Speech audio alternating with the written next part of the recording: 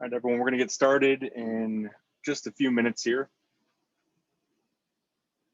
For those that are just joining, it would be awesome if in the chat section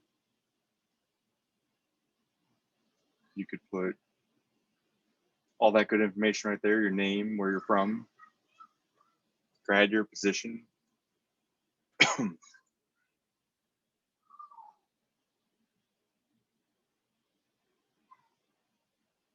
We will also be streaming this live to Facebook in addition to the Zoom meeting that we're on.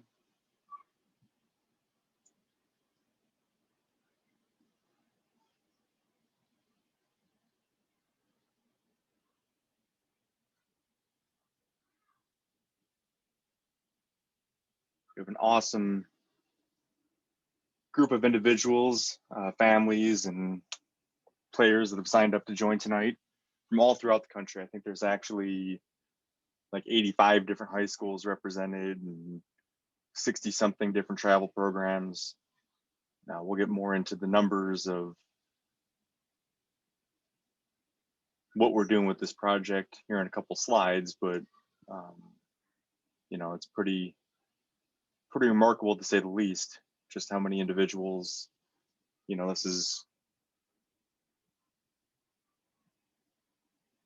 already come encounter with, and some of the neat stories that have come about thus far.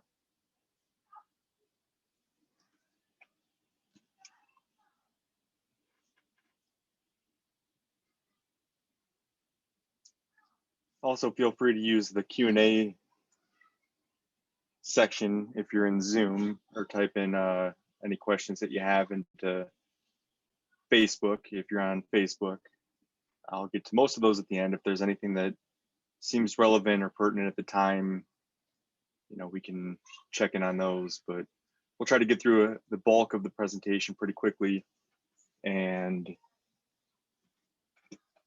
you know, answer all the questions at the end. I'm sure people have things they have to do tonight, training, practice, homework, work, whatever it might be.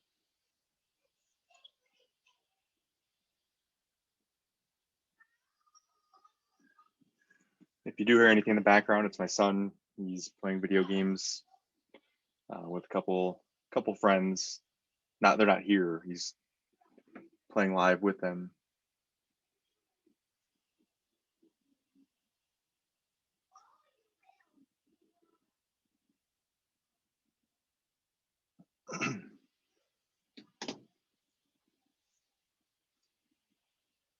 I'll give it another minute or so.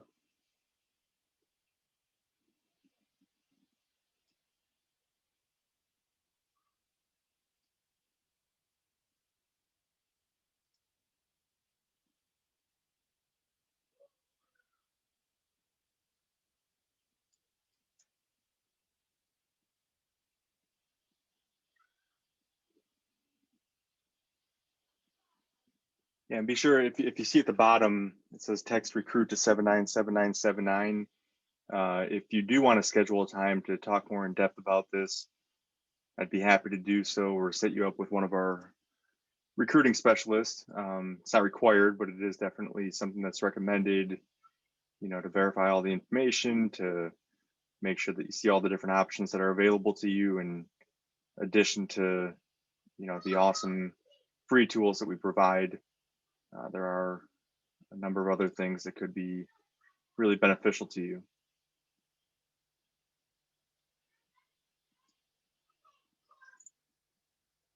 All right, well, we'll go ahead and get started here. So for those of you that don't know me, my name is Nelson Gord. I'm the director of baseball at NCSA. I've been with NCSA for just about 8 years now. I came in to the office, which is, you know, in the Goose Island area, Lincoln Park, South Lincoln Park, because I was trying to help the players that I was coaching. You know, I was a head coach at Notre Dame College Prep at the time.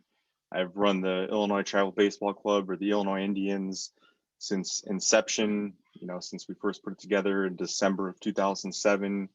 And I saw a number of our players that were getting opportunities a lot. I played a heavy role in the process, and I was talking to college coaches all along. And there were other guys that really, kind of just didn't make much sense. I was a little bit baffled by it. And what I came to find out is that of those players, the vast majority of them were using NCSA. And, that's what first got me going down there, what's what got me involved. And, over the course of the past 7+ years, it's been amazing to see what we've done, not only with the athletes that we work with, but much like myself, what we've done with college coaches, what we've done with travel coaches, what we've done with the entire recruiting ecosystem. Really, what we want to do is make it easier on all parties, streamline the process to make sure that the college coaches are finding the athletes that are best suited for their program. And then for you as recruitable student athletes or parents of them, making sure that there really is that right fit option, right? It does you no good. It's not a fun process to only have a handful of schools or 2 or 3 schools that you're looking at, commit to a school, and then end up transferring out at the break, right? It's not something that you want to do. It's not something that as a college coach that, I really enjoy. So it's really important that regardless of what grad year you are, that you educate yourself and, you start to gather the list of schools and put the information together and find what, is really best suited for you. So some things that, we want to cover here and some really interesting data that I found, thanks to College Baseball Insights. As you can see the logo, I have to give credit where credit's due. But on 2020 college rosters, there were about 3,000 players that were from the state of Illinois. You can see the breakdown there up above of the different states that they went to play in. Roughly 2/3 of them stayed in Illinois, and a large majority of those, if they didn't stay in Illinois, they were in one of the surrounding states. You do see a few outliers there, some going out to California, to Texas, to Florida, some out to the Northeast, but that isn't the common, that isn't commonplace. That isn't something that happens very often. It takes really broadening your horizons and opening up your mind to those different opportunities, something that we'll talk about in a little bit here with some of the tools that we provide. But just know that most of the recruiting is done in a pretty, isolated area. You can point that to just wanting to stay close to home, not getting too far. But I think more times than not, I don't think people are really aware of the different opportunities that are out there. They don't realize how many schools are, currently playing college baseball. They don't realize that they have the academic majors that they're looking for. They don't realize that they have the beautiful college campuses. They're just largely unaware. Okay. In addition to that, you can see at the bottom that of those rosters, about 1,000 of them were playing at the Division III level. And when you look at the Division I level, there was only less than 300 Division I college baseball players. I'm sorry, there's 460 Division I college baseball players that were from the state of Illinois. When you look a little bit closer at that, and you look at just the freshmen, right? So this would apply to the 2019 high school grads that were the 2020 college freshmen. The numbers even come to light more, right? So that's where you get less than 200 players from the class of 2019 went on to play Division I baseball. And of those, my guess is actually it's not a guess because I can think of plenty of them off the top of my head. A lot of those guys ended up transferring after their freshman year. So again, it wasn't the right fit. The rosters obviously are enlarged now because of COVID, and we'll talk about some of that here in a minute. But it's a small percentage. Okay, it's a small percentage of the total players in the state that actually went on to do that when you look at it relative to all the different college choices that are out there. So that brings me to why I'm doing this and why I'm doing specifically the Illinois DataBASEBALL project. I'm an Illinois guy. Played baseball at Buffalo Grove High School, which is about 40 minutes northwest of Chicago. Stayed here and played baseball at the University of Illinois, Chicago. NCSA is headquartered in Chicago. And I'm the head coach at Harper College, which is in suburban Palatine. Okay, so the state of Illinois is not only near and dear to my heart, it's everything that I've ever done, right? I care about it and I love it so much. And I want to fight for the guys that we have in this state. Illinois and our entire Great Lakes area, when you encompass Minnesota and Wisconsin, Indiana, Michigan, we produce a lot of great baseball players over the years. But I also feel strongly that a lot of those guys are getting overlooked. Okay, and you can see I pointed out on here some of the places that, you know, me as a college coach, I find players, right? NCSA isn't the only tool that's out there. I recognize that. And each of these groups on here does a great job in their own respect, and the ways in which they do it, and the events that they run, and the websites that they put together. And you could see Prep Baseball Report. As a college coach, I ran a search. There are about 5,000 Illinois players in their database. Went over to field level, there's about 2,000. Looked on the Perfect Game website, there were under 1,000 players representing the state of Illinois, okay, that I could find on the website. So far in the past 3 months, you know, as I pointed out in the email that I sent out to many of you, there's almost 7,000 players that are a part of this Illinois Data Baseball project. I reached out to your high school coaches, I reached out to the travel programs, and I wanted to make sure that, you know, we were really casting a wider net, okay, that we were going to uncover any kid that wants to play at the next level, any kid that's on a high school baseball roster, and really keep that dream alive. Okay, COVID has made that even more difficult with a lot of the challenges that it's presented, both for college coaches and for the athletes. Okay, so I felt it was time, and more important now than ever, to really double down on this and make sure that we're providing this opportunity for all. So let's talk about when the process starts. I could tell by the chat box, and then also looking at who's registered, you know, there's everything. There's some 13 and 14-year-olds and some middle school players. And there's also, you know, guys that are now in the spring semester of their senior year.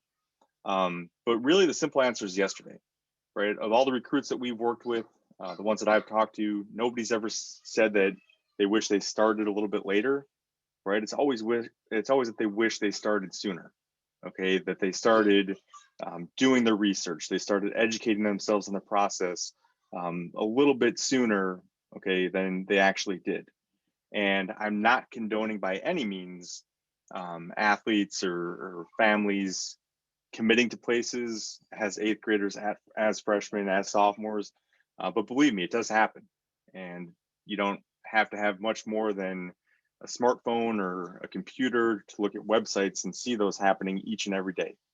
Okay, it's constantly happening where you're seeing underclassmen commit to Power 5 programs.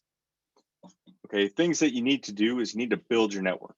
And a quick rule of thumb, you know, that I like to use with the guys that I work with is if you're a freshman, you know, you should have at least 100 schools that you're familiarizing yourself with. As a sophomore, you can cut that down to 75, as a junior down to 50, and hopefully by the time that you're a senior, you've narrowed it down to a couple dozen, you know, 20, 25 schools that you're familiar with, that you've had communication with the coaches with, and they're at all levels, right? From the Division III programs, the junior colleges, the NAIAs, and also the Division I and Division IIs. Okay, so make sure that you have a variety of programs. You have programs that suit your needs as an individual, and programs that most importantly want a player like you, right? Because it does you no good to go somewhere or to continue to pursue something where there just isn't that opportunity. So a couple things to look at, and we touched on it here a little bit, is when it comes to Division I programs, you know, they cannot contact you before September 1st of your junior year. And you're probably scratching your head and you're like, you know, a minute ago you were talking about underclassmen committing. Well, how does that happen?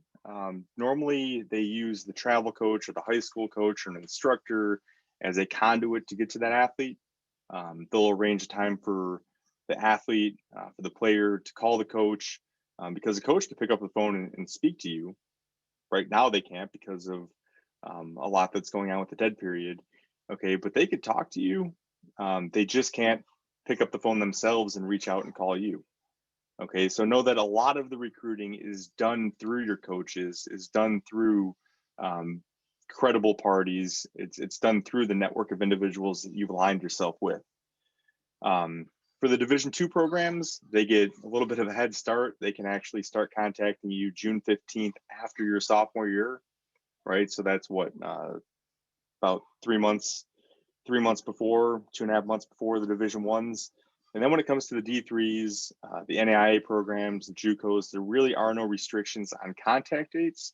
And in some cases, you could even work out at some of those places, with some of the NAIA programs or the JUCOs, if that's something that the institution allows. Okay, and I put down there at the bottom, I'll share this link. I'll actually put it in the follow-up email. But if you go to the NCSA Sports website, go to our website, we have a great list of the recruiting guidelines, the recruiting calendar for all division levels and all of the different governing bodies. So let's talk for a second about how the coronavirus has impacted recruiting. This keeps getting thrown and pushed back out there further and further and further. Originally, we thought it was just going to last a couple months, but we're closing in on a year of the NCAA Division I schools being under a dead period. Okay, and this dead period mostly relates to in-person contact. So you as a student athlete can't go on campus to visit a Division I school. Division I coaches can't go out to recruit you at a tournament, at a showcase, at an event. It's really presented a lot of challenges. Okay, there are some ways to work around that in some regards, and we'll touch on some of those best practices here in a minute. But know that it's put the coaches in a bind. It's put a lot of the higher end talent in a little bit of a bind. Okay, but it's also kind of predicated on the fact that a lot of those rosters are already overwhelmed, right? There's already too many people. They went beyond their 35-person limit. Some schools that we've seen have had, as many as 50 plus athletes on the roster because they have 5th and 6th year seniors right now, guys that they thought would be drafted and moved on to professional baseball. So there's a lot of things that have really impacted and influenced that number and put it where it's at. Division II, recruiting's open back up. Division III, NAIAs, same deal. There are no current restrictions. And then with the JUCOs, like myself, in some parts of the country, they're already playing right now. Okay, but there is currently no recruiting restrictions due to COVID. So how do you get discovered? The easiest way, we touched on it before, the verified third-party sources. Okay, that information. I pointed out, obviously, us being NCSA, Prep Baseball Report, Perfect Game, Field Level, all those different places where coaches can find information. And again, that's why I strongly believe in the power of what we're doing, because there really is no larger database. It blows the other ones out of the water as far as quantity is concerned. And also with that, you have control over what information is going to be posted. You could take your PBR showcase info, you could take your Perfect Game event info. If you go to a Program 15 event, a Future Stars event, a Crossroads event, a Prospect Wire event, you could take all of that and compile it, aggregate it, and put it on your NCSA profile. Okay, do that, make it easy on college coaches, make it in a place where they can find it. Okay, and the process is going to get a lot easier for you. What college coaches do is they start the same way that I advised you before, to start with 100 schools and whittle your way down. What you should be doing, or the college coaches are doing the same thing. At those higher end Division I programs, they're starting with the 2024s, maybe even 2025s, and they'll start with thousands of players. Okay, and by the time national letter of intent signing day comes around, they're going to have their class. Okay, that last thing I said down there, the Nick Saban quote, the guy's had a little bit of success in his day on the football end of things, but it is really applicable to all sports. And he said that it's his staff's job to know the name of every kid that puts on the pads every fall. Okay, and I would say that that's really consistent in what goes on with baseball. The best programs, the best coaches, they have a staff and they have a system to really uncover all players. Okay, make them aware of what they're doing, and then find the ones that best fit them. Okay, and that's something that I can't stress enough, is that you need to be doing your homework, because they're also doing theirs. And normally, the better the program, the more they're going to double down, the more they're going to work to really find those athletes that fit them. So how do you get evaluated? Right, we talked about at the Division I level, um, recruiting being shut down, being in a dead period. Okay, I can't stress enough the importance of this powerful tool right here. And the remarkable thing is, everybody has them now. Right, when I was going through the process and I was trying to get recruited, I was looking to play both football and baseball at the time. But I remember going on my lunch period into the media room, okay, and making copies of our football tapes. When I decided I just wanted to pursue baseball, I would go over to my grandma's house and take our VCR and connect it to another VCR and try to copy those tapes to send them out to schools in a bubble wrapped envelope. You guys are so lucky now. Okay, the fact that you have a high definition camera in your pocket on you at all times, at practice, at home, when you're working out, you can, with the press of a button, you can send that video out to thousands of schools. Okay, take advantage of that. Some things that I hear from families is, well, he's not ready. We're going to get bigger, faster, stronger. We're working with a new pitching coach. A whole host of excuses as to why they're not sending out video. And the reality is that college coaches do this for a living.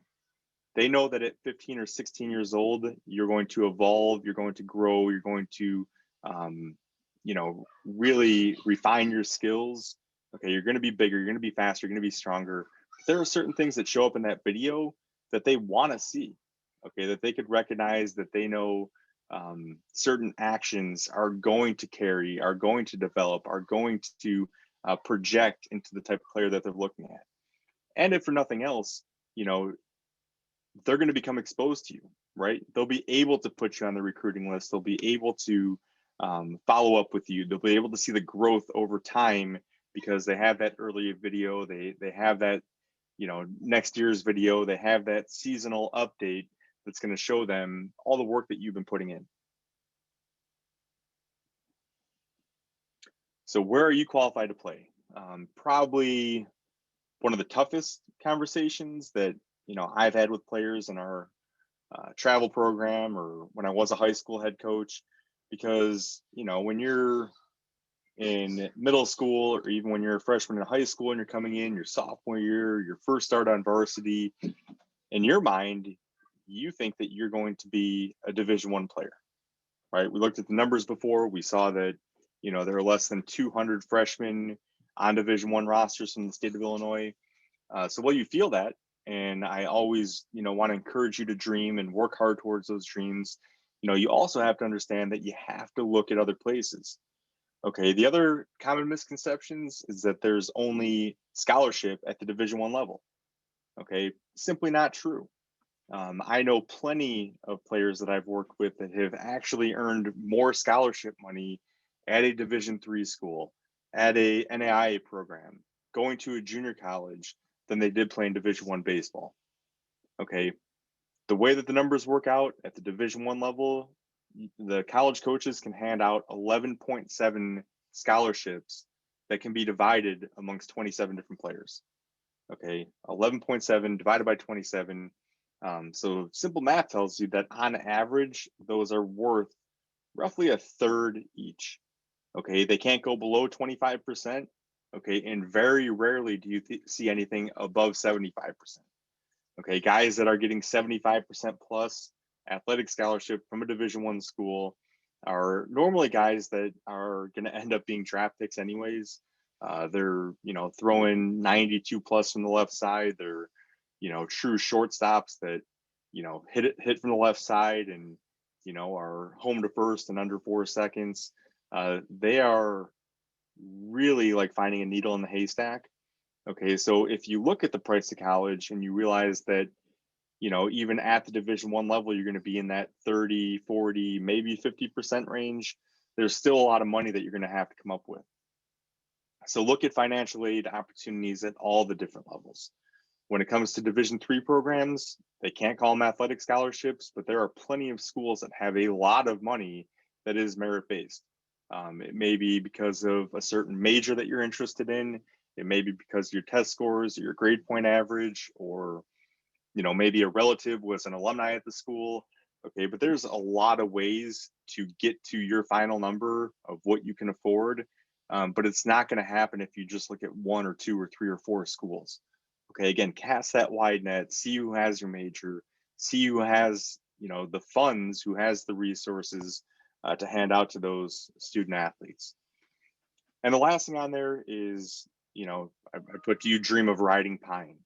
I'm sure the answer is no. Okay, but that's another thing that I've seen quite often is the athlete or the family becomes obsessed with the idea of playing at the Division I level or playing in a particular program. Okay, but they're not even playing, right? They're just sitting the bench. They're just taking up a roster spot, and there's nothing wrong with that. Okay, but you really have to come to grips with, is that something that you're prepared to do?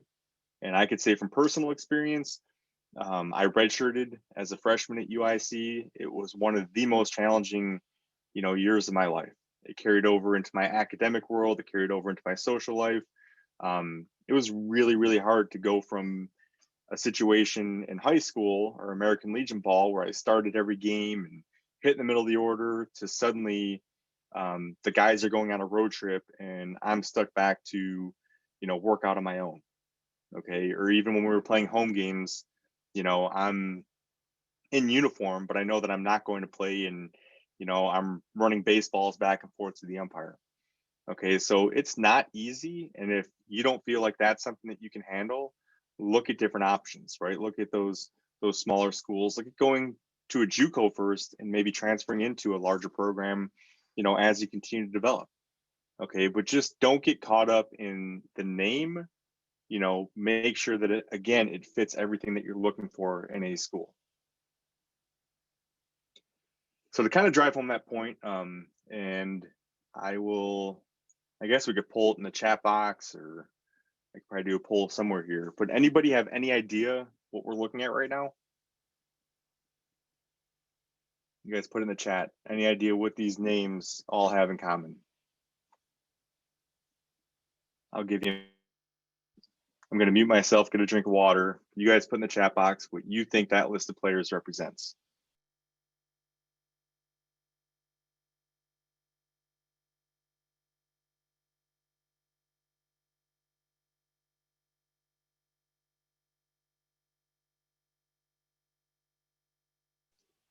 Okay, I see a couple people stating the obvious that they're 2021s. Well, I'll go ahead and I'll break it to you. That list of players right there is the current list of Vanderbilt commits in the class of 2021. And I think there actually is 21 of them. There's 20 plus for sure, it might be 24. I forget the exact number, okay? But there are over 20 commits to Vanderbilt in the class of 2021. And yes, there are a few guys on here that will be playing professional baseball, that will get drafted in the top rounds this year. Okay, but it's still going to leave a pretty large number. Some of those guys may end up at a junior college or at a different program. But the thing is that there's just not enough roster spots. And if you go back and you look at what their total commits are from the 2021s to, I think they have one verbal commit in the 2024 class, there's over 50, right? And I said before that there's only 35 players allowed on a Division I roster. Okay, so how is this going to work? Simple arithmetic tells you it's not going to pan out that way. Okay, so know that you have to look at all the different opportunities that are out there. Okay, I know we can, again, fall in love with the name, but you have to fall in love with what's going to cost you. Am I going to get on the field? And know that whether it's a school of 50,000 or a school of 500, really the 30, 40 guys on your roster are going to become your brothers, going to become your family, going to be the people that, you'll be with, friends for life, right? You'll have that bond forever. So what's your coach's role? I can answer this from a few different angles, being a former high school head coach and running the travel program and now from the college side. But it's a really hard thing to manage for you, right? And your family, one-to-one, just you trying to find a school. Okay, think about that from a high school coaches or travel programs directors vantage point. Okay, a lot of high school programs, some might only have one team with 12, 15 players. Some of the larger ones around here have 70 players plus. Okay, travel programs, again, it might be one team of 12 to 15. There's programs in our state, and I think around the country, that have, 2, 3, 4, 500 players. Okay, coaches, their job is to help you develop. It's to answer the phone when a college coach calls you. It's to help you grow as a man, as a young man, and help you mature in all those intangible type of ways. Okay, but it's really tough to manage your recruiting for you. The last thing, number 4 on there that I said is, not going to work harder for you than you. Okay, or how did I say it? Won't work harder than you for you. And that was my rule, when I was at the high school. If I hear from college coaches that, hey, you're not picking up the phone, you're not replying to them, why am I going to put my neck on the line and try to sell you or, try to endorse you when you're not reciprocating that communication? Okay, it's a really, really hard thing to do. And it's something that you have to understand that it's a collective effort. You want your high school coach, your travel coach, your Legion coach, your instructors, your family, NCSA, you want everybody pulling in the same direction. So you have to keep all parties informed and continue to communicate with them and know what the expectations are, to really, really, really help you get to that right spot. Okay, so get everybody on the same page, but you have to put in the time and you have to do the work and you have to take the bull by the horns. So let's talk about how NCSA can help. And as a reminder, you see at the bottom there, it says text recruit to 797979. That's to set up your meeting. That'll go directly to me. I think you'll actually get a response with my business card on there. So you'll have all of my contact information as well. But the first thing, you have the online profile. You have the access to the college search map. Our recruit match technology is incredible, and we'll take a peek at that in a minute. And then the communication piece, which is probably the most used word in this presentation. We're going to go ahead and streamline that, make it easy to contact those college coaches rather than trying to fish around Google and trying to find all that info. So as far as your profile is concerned, everything that you see there are things that you could do on our free profile, right? You could put up video. I can't stress the importance of that enough, right? We all have the HD camera, but you have to have video. Okay, the profiles that have video, they are 12 times more likely to be viewed by the college coaches than those without it. So make sure you have video. Update that as much as you can. The second thing is your transcript, right? To put your grade point average on there is one thing. To put your transcript is quite another. And when a transcript is on a profile, it's 17 times more likely to be viewed. Okay, 17 times more likely to be viewed, and something that you could definitely do. And the reason for that is we talked about the merit-based aid or the financial aid a little while ago. But what college coaches are going to end up doing is they're going to take a printout of your transcript, of your report card, bring it down to their admissions office, ask, can we get them in? Once that's a thumbs up and they say yes, they're going to bring it to financial aid. How much money can we give them? Okay, those two things are so vitally important. And if you just have a GPA up there, they can't get those questions answered.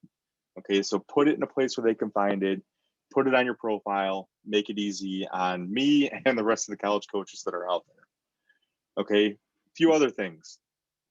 Verified stats. Okay, it's one thing to say, hey, I ran a 6.7 60 or I threw 90 miles an hour plus. You could verify it by putting in the video. You could verify it by, saying that you did it at so-and-so event and they can be directed back there. Okay, but have your numbers up, right? Because that's beyond your grade point average, and looking at video and your transcript, that's probably the next layer of filter that a coach is going to do. Okay, they're going to look for athletes that fit their player profile of a person that can compete at their level. Okay, so have that all in a place where they can find it. The college search map, again, a free tool, something that it blows my mind how underutilized this actually is. Okay, go into your profile. You can conduct searches a number of different ways. Okay, you can go by the division level, the competitiveness within that division level, the academic standing, the size of the school, the major. Okay, all those different ways that you can search. It's going to help you filter down and narrow down specifically what you're looking for. And it's so cool to see how many times an athlete, a player that I'm working with, or a player that I've coached finds a school that fits them really well that they had no idea even existed before. And I'm not too proud to say that in many of those cases, I wasn't familiar with the program. Okay, that's why this month, January, I love it because it's convention month for baseball coaches. So we had the ABCA National Clinic, there was the World Baseball Convention, the Illinois one's coming up, the I-70 was great.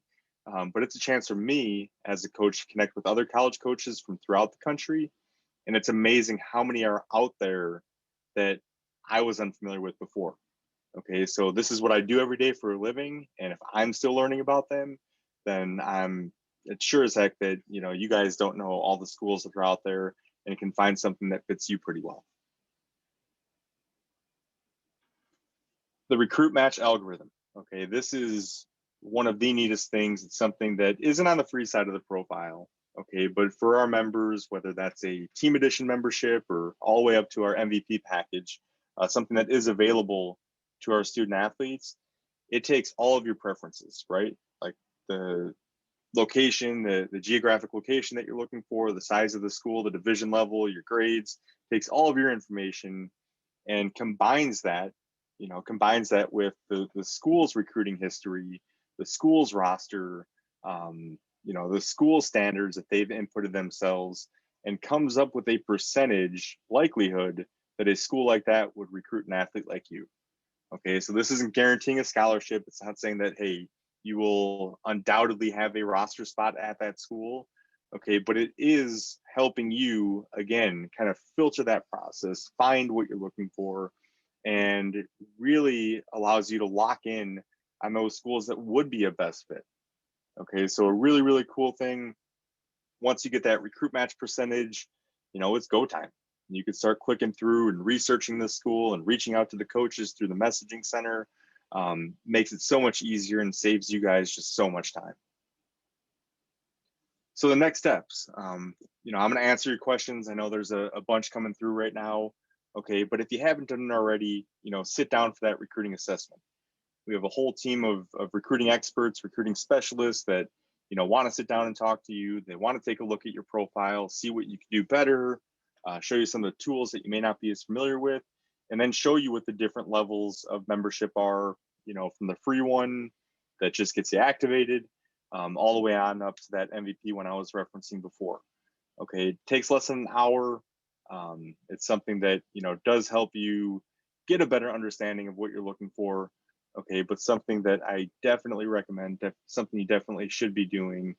And again, you can really easily schedule that by texting recruit to 797979, like you see down there at the bottom. The other thing is team edition, all right? And many of you received my team edition invite for the Illinois DataBASEBALL. Okay, but that also applies to your high school team and to your travel team. Okay, so if you're a parent out there and you're involved at the high school level or the travel level and you want a team edition account set up, definitely reach out to me right now after. We'll get you going with that. For you guys as players, talk to your coaches about it.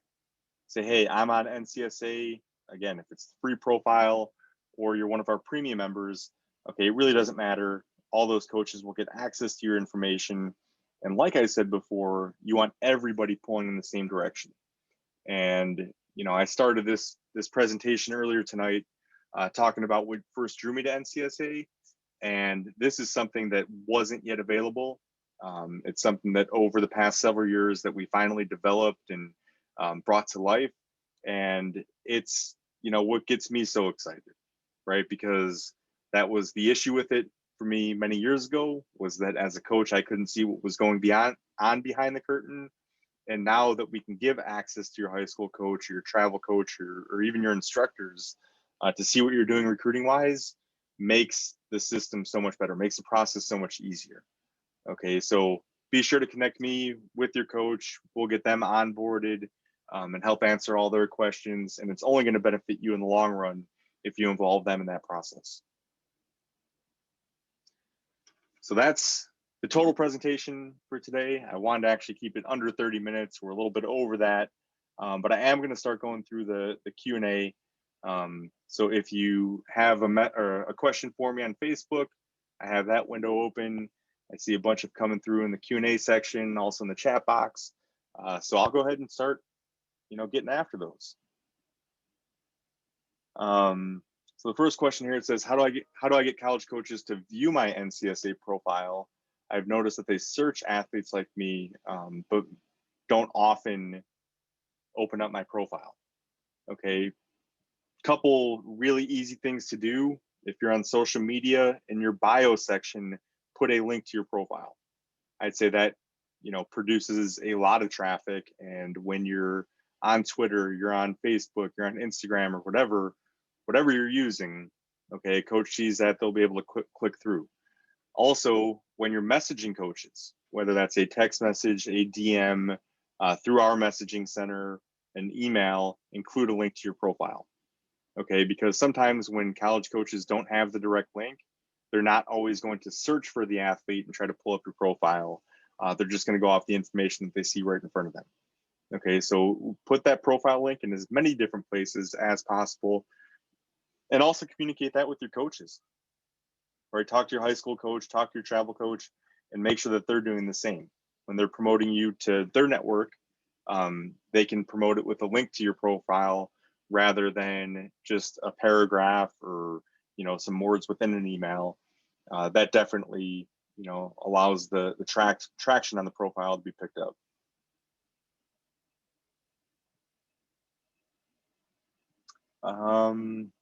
There's a question: should more emphasis be put into playing high school or travel ball? Some of the best advice I ever got is be where your feet are. Right, take care of where you're at right here, right now. You can't worry about what's going to happen this spring or this summer, but right now it's training time, right? So wherever you're working out, I know in the state of Illinois, we're going to start opening up here a little bit, and your coaches are going to be able to work with you at the high school level. If you have a high school workout, pour yourself into it. If you have a travel team workout, get after it. Once the games start, I would hope that both parties are understanding of each other. But if they're not, again, you have to take it upon yourself to open up that lines of communication. And I think this year is going to be really unique, right? Especially when it comes to recruiting. Traditionally, the summer, there's been a little bit more emphasis on the recruiting piece of it, just because the colleges aren't playing, whereas they do conflict with the high school season. But now that the Illinois high school season isn't officially starting, like games aren't going to be played until May, I think that's going to change things a lot. And you're going to see a lot of colleges that will be wrapping up about the time the high school season is starting. And if it is convenient for them and they're able to get out to some more of the high school games, I think you'll see an increase in that. When you get into the summer and you're with your travel program, make sure that you're reaching out to coaches wherever you're going, right? If you're going to play in a tournament down by St. Louis or Cincinnati or up in Wisconsin, reach out to the schools in that area or reach out to the schools on your target list and let them know where you're playing. Okay, so I wouldn't put any more emphasis on one versus the other. Take care of business, be where your feet are at, and really communicate that, your schedule and everything else with those college coaches. Somebody in here said that they hopped on a little bit late. The recording will be shared with everyone that registered. So we'll go ahead and get that information out for sure.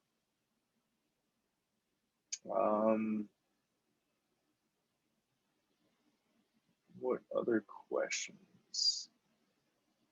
Someone asked if I'd recommend messaging through the NCSA website or just by looking up their contact info online, and why. I would initiate contact through your NCSA profile because it helps you stay organized. We could take a look at that. If you haven't scheduled a meeting, I'm sure The recruiting specialist will show you that part. But we have a really cool path to college where, it takes you through everything from, your first contact or researching the school, all the way to your campus visits, to scholarship offers, to your official commitment. And those are the two areas really where I think a lot of families get lost, is either they don't start early enough, or secondly, they don't stay organized, right? They can't figure out or can't remember what coaches were contacting them. And your RMS, your recruit management system, your NCSA profile does just that, right? It's going to help you stay organized so you can filter which schools you're at in what part of the process. And then again, really lock in on those that would be a best fit, and would be and are really interested in, right?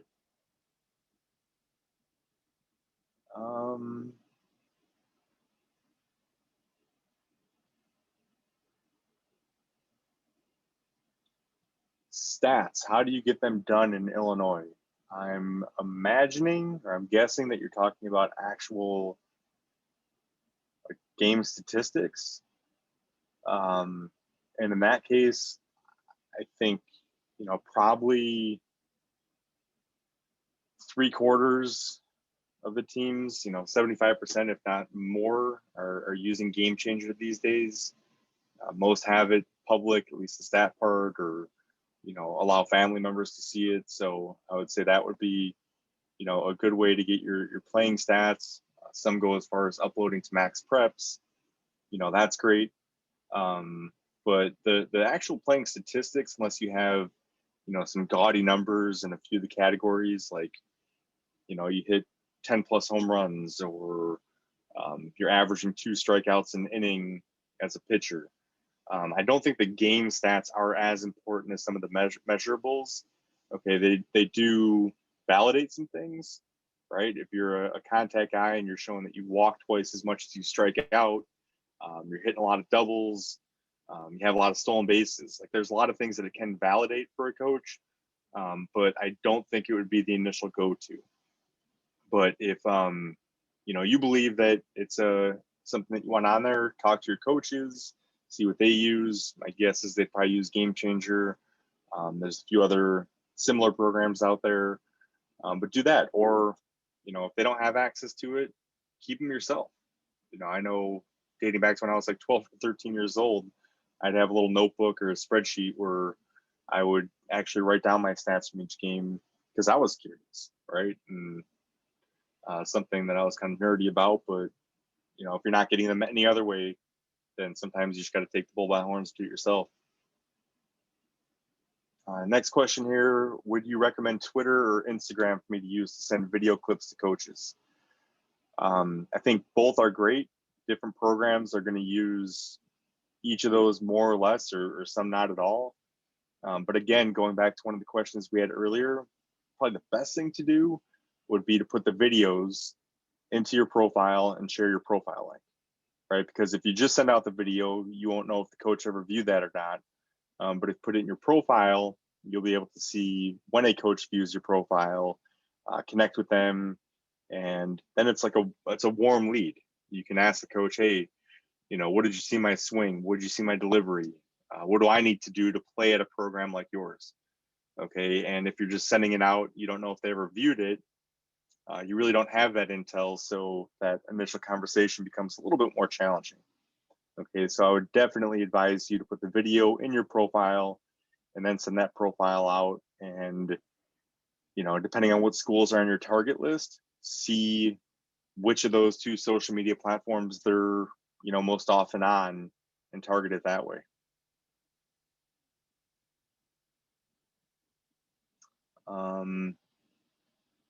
Somebody asking, how do we message you? If you actually text that link, if you text recruit to 797979, my business card actually gets shot back to you with all my contact information. So feel free to do that. You can also go on Twitter. I could put that stuff probably in the chat here. So my Twitter is at Nelson Gord. My email ngord@ncsasports.org. Okay, I just put that in the chat box on Zoom. So again, feel free to reach out to me that way. Text recruit to 797979. You'll get all my contact information, and we can go from there. Somebody asking about showcase video on your profile through Vimeo. That's a great question. I'm not totally sure about that, but I think one of the nice features about Vimeo, if I'm not mistaken, is that you can actually download those videos. And if you do that, you can then upload it to YouTube or just upload it directly to your profile. But I'm not familiar with, or I'm not certain that a Vimeo URL can just be copied and pasted into your profile currently. But I will definitely look into that.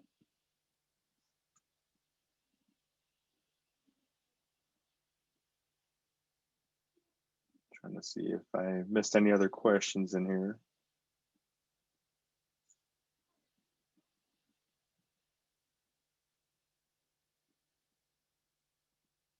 Yeah, it's really, really cool to see, all of you guys from all over the state. Like I said in opening today, this is my home. This is where I grew up. It's where I'm raising my family.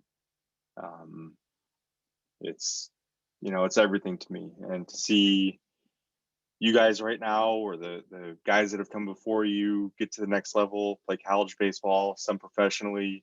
I take great joy in that. I have a lot of pride for, where we all came from, what we're about. For those that are up around Chicago right now, there's a snowstorm outside right now. So I think, all those things add a little bit of grit and a little bit of toughness to us. And it's a really neat thing.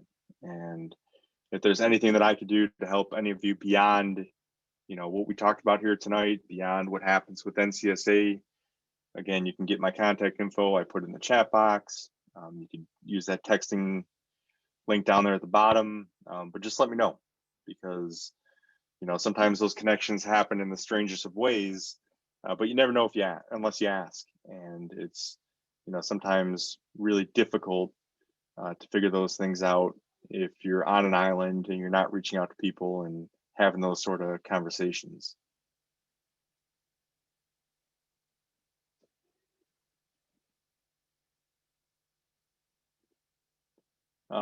There's a few other questions that came in that are probably more individualized. So if you guys can, a couple are actually anonymous, and a few are about specific players. Again, please message me on the side, shoot me an email, something along those lines, and I'd be happy to work with you through those issues or transitions that you're going through, and we'll get it figured out. All right, so we are at the 50-minute mark right now, and in full transparency, I'm going to go pick up my daughters from dance and gymnastics. But I, so appreciate you all joining for this presentation tonight. It's something that I'm going to try to do probably once a month, moving forward, specifically for this group. Again, if you want your travel coach, your high school coach to join us, send them the link, connect them with me. We'll get them on the team edition so they can help you in your process. But, I'm here to support you, and that's what we take joy in at NCSA. It's what, I love to do personally. And, this is a lot of fun, right? So even though it might seem challenging and frustrating at times, especially given some of the additional hurdles that we have with the pandemic and other things, know that, ultimately the guys that stick with it, that continue to work, that, choose the right path, not always the easiest path, but the right path, are going to be rewarded long term. Okay, so stick with it, keep your chin up, keep working hard, and I look forward to seeing all of you, achieve your dreams. So thank you so much for spending the time here tonight, and We'll see you all soon.